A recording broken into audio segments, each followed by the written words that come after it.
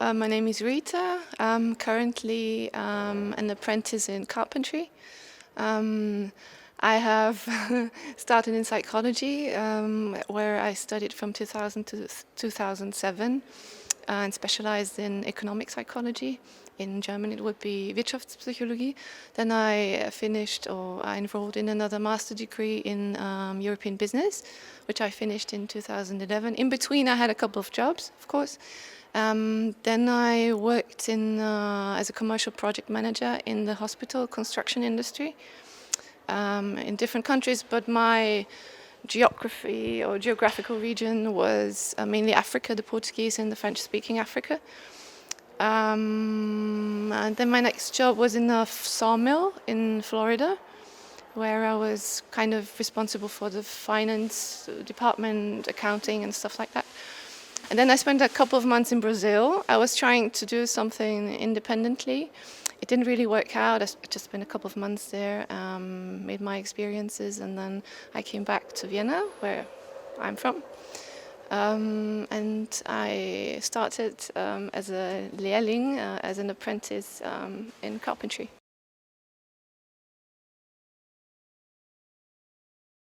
So I'm pretty sure that I'm kind of suffering discrimination against women in my current working place. Yeah, there have been a couple of really weird incidents. Yeah.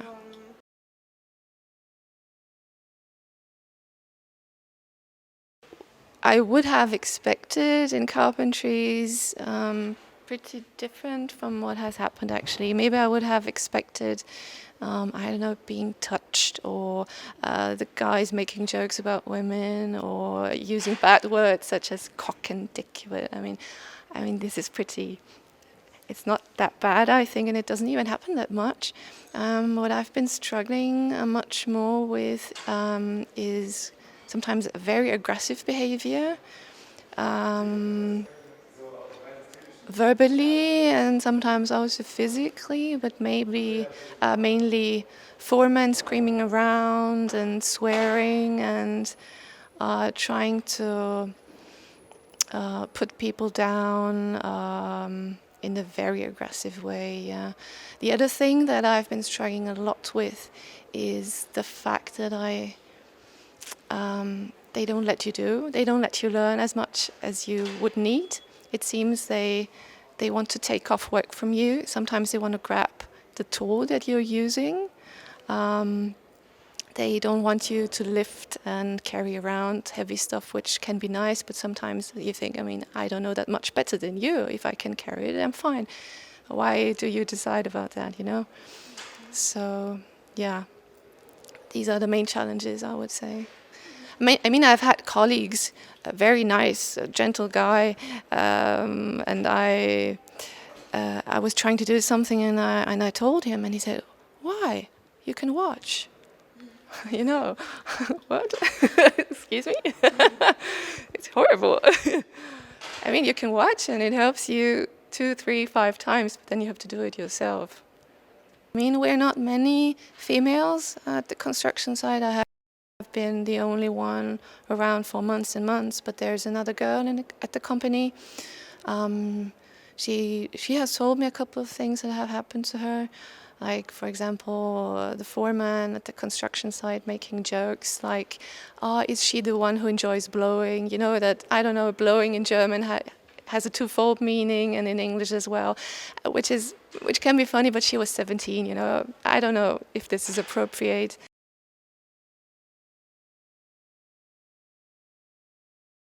Oh yes, of course, because I know that in carpentry there are around 0.2% of female apprentices per year.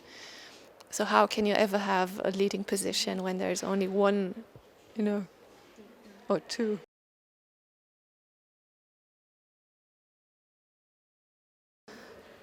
People's perception about your abilities. As long as they think you're not able to do or perform certain tasks. The only thing you can do is to stay as professional as you can, but I have to say that in carpentry, I have felt the need to raise my voice very much in order to be heard. and not staying professional at all. And I haven't minced my words in a couple of arguments that I had to fight in order for them to shut up, which was very necessary. So it depends very much on the environment you work in.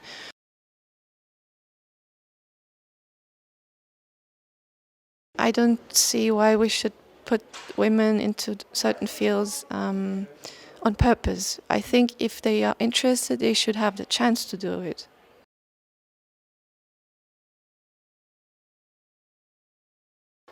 One of them was a foreman of mine who is very known for having a short temper with everyone. So he's one of the guys who starts screaming at his own people, telling them they are like pigs, Hungarian pigs, for example. One of my colleagues, or many colleagues are Hungarians, for example.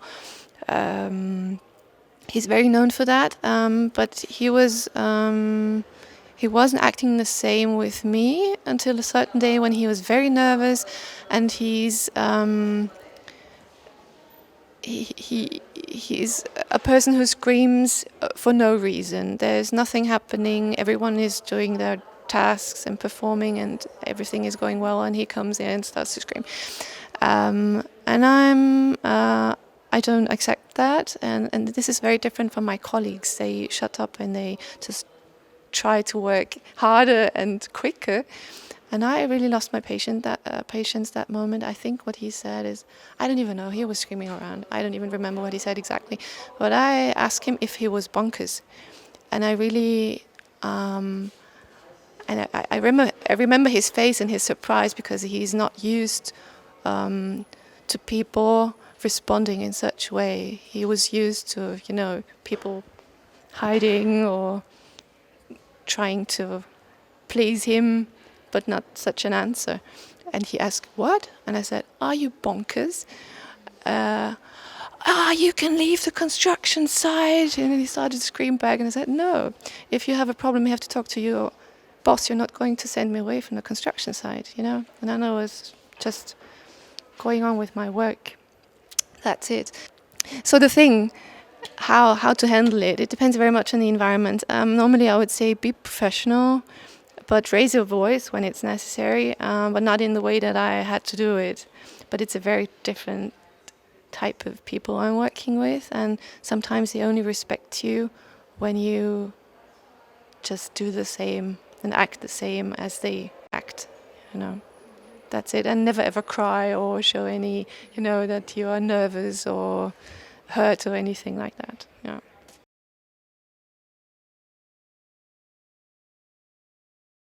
I have always wanted to work abroad, and I've tried that so many times and for so many years. And when I was working at that hospital construction company, I was actually hired exactly for that. So they had a project in Angola, in Africa, which is a Portuguese-speaking country, and I'm fluent in Portuguese. And then there were other opportunities in other countries, and they would always send my male colleagues or people who had a very strong connection to the managing board.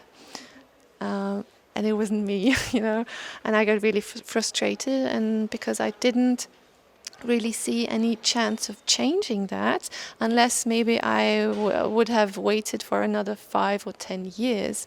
I just found another job who sent me to Florida, the company which sent me to Florida. And then I went to Brazil on my own, because I always wanted to go to Brazil. And as I didn't find a company who would send me there, I did it on my own. Kind of a little bit angry as well. And I'm not the person who wants to see my own desires to depend on other people's decisions. I mean, if this is your life dream and they don't provide you the opportunity, you have to seek it yourself. It's the only chance you have, right?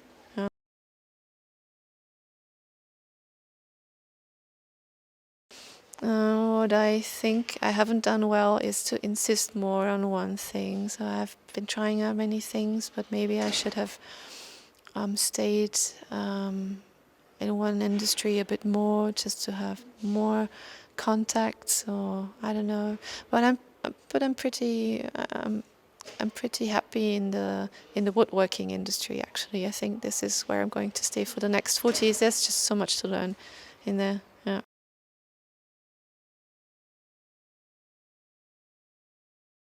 Stay true to yourself and human, and question everything. Question everything. This is what I was talking about a little bit earlier. We are told that we have to pursue a career, but what exactly does that mean? I think you have to adapt everything and defragmentize and adapt to your own needs. You have to look into yourself and see, is this really what I want, or maybe do I want to do it a bit differently? Yeah, just question everything you are told to pursue in life.